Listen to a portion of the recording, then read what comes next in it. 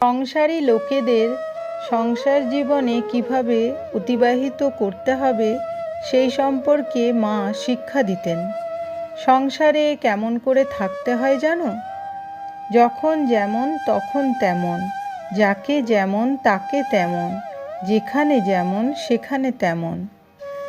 বিষয়ের মোহ গৃহীকে বা অতৃপ্ত ভোগতৃষ্ণা ত্যাগী ব্যক্তিবিশেষকে বিড়ম্বিত করতে পারে। তাই সংসারে কিভাবে জীবন ধারণ করতে হয় সেই বিষয়ে মা ঠাকুরের গভীর তত্ত্বদৃষ্টির উল্লেখ করে বলছেন।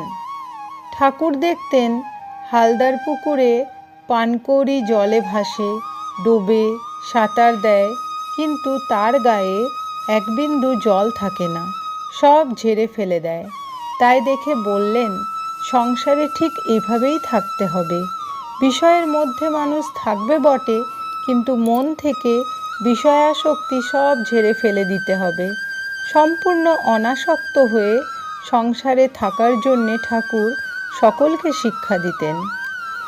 ভক্ত নারায়ণ আয়েঙ্গার প্রশ্ন করলেন, মা, আপনি আবার ন্যাড়ার মৃত্যুতে সাধারণ মানুষের মতো এরকম কাঁদলেন কেন? শ্রীমা উত্তর দিলেন, আমি সংসারে আছি, সংসার বৃক্ষের ফল ভোগ করতে হয়, তাই আমার কান্না। সংসার যন্ত্রের নিজস্ব ধারা সম্বন্ধে শ্রীরামকৃষ্ণ বলতেন, পঞ্চভূতের ফাঁদে ব্রহ্ম পড়ে কাঁদে।